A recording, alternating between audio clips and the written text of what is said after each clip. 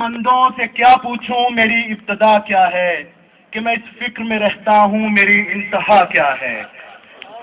1432 سال قبل کا ذکر، صحابہ کرام کی کثیر تعداد، اور موقع ہے خطبہ حجۃ الوداع کا، کہ جب نبی کریم حضرت محمد مصطفیٰ صلی اللہ علیہ وآلہ وسلم نے تمام انسانیت کو برابری اور مساوات کی مالا میں پروتے ہوئے فرمایا کہ تم میں سے کسی عربی کو کسی اجمی، کسی اجمی کو کسی عربی، کسی کالے کو کسی گورے، اور کسی گورے کو کسی کالے پر کوئی فضیلت نہیں لیکن تقویٰ کے سبب۔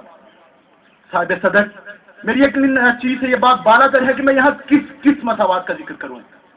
آج کے صاحب بہادر یورپ کی کہ جو مساوات کا سب سے بڑا علم بردار تو بنتا ہے، لیکن اس کے رویے کا دوگلا پن اس کے اس دعوے کی نفی کرتا ہے کہ جب وہ یورپی ممالک کے ساتھ تو ایسے پیش آتا ہے کہ جیسے کوئی عاشق اپنی محبوبہ کے ساتھ، اور تیسری دنیا کے غیر ترقی یافتہ ممالک کے ساتھ اس سے بالکل برعکس۔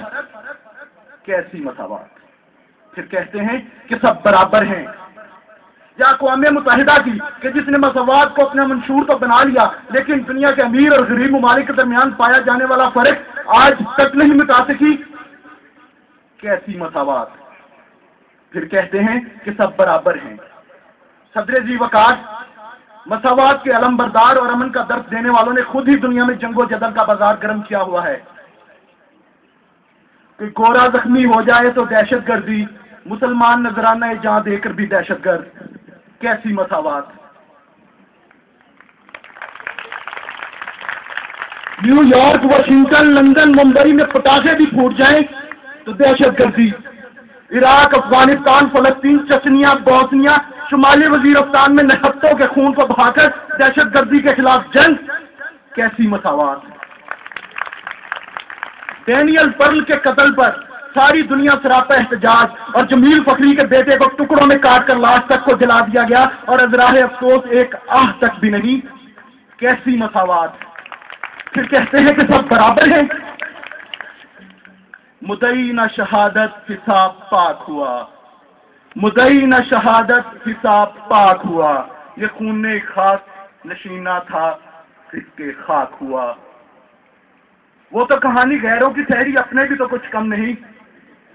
صاحب صدر، ہر سال لاکھوں مسلمان فریضہ حج کی ادائیگی کے لیے سعودی عرب جاتے ہیں۔ وہاں جا کے عبادات کی زبان ایک، لباس ایک، قبلہ ایک، خدا ایک، تو پھر ان کے کھانے میں، پینے میں، رہنے میں، سفر کرنے میں فرق کیوں؟ Economy class, first class, middle class کا ڈھونگ کیا ہے؟ کیسی مساوات! پھر کہتے ہیں کہ سب برابر ہیں۔ اور رہی بات اپنے نظام کی، تو اپنے نظام کے تو کیا ہی کہنے، کہ جہاں مساوات قائم کرنے کا مرحلہ آتا ہے وہیں پہ مساوات کی بنیادوں کو اس طرح سے جھنجھوڑ دیا جاتا ہے کہ اس پر قائم ہونے والی عمارت تاحیات اپنے وجود کی شناخت کو ترستی رہتی ہے۔ میری مراد اپنے نظام تعلیم سے ہے۔ خیراتی مالیاتی مدرسوں، سرکاری اسکولوں، نچلے درجے کے پرائیویٹ اسکولوں اور اعلیٰ درجے کے پرائیویٹ اسکولوں میں پڑھنے والے بچوں کو ذہنی طور پر ہی اس طرح تیار کر دیا جاتا ہے کہ وہ معاشرے میں اپنے آپ کو منفرد مقام پر دیکھتے ہیں۔ تو کیسی مساوات! پھر کہتے ہیں کہ سب برابر ہیں، کہ جہاں باتوں میں کوئی بات نہ ہو اور ہاتھوں میں بھی ہاتھ نہ ہو، جہاں باتوں میں کوئی بات نہ ہو اور ہاتھوں میں بھی ہاتھ نہ ہو، نام علم پہ چلتا کاروبار بھی ہو اور بے ڈھنگی سرکار بھی ہو، نام علم پہ چلتا کاروبار بھی ہو اور بے ڈھنگی سرکار بھی ہو، جہاں ارمانوں کا انسانوں کا بے دردی سے قتل عام بھی ہو، جہاں صبح نہ ہو بس شام ہی ہو، طبقوں میں اونچ نیچ بھی ہو، ظلمت کا بویا بیج بھی ہو، طبقوں میں اونچ نیچ بھی ہو، ظلمت کا بویا بیج بھی ہو،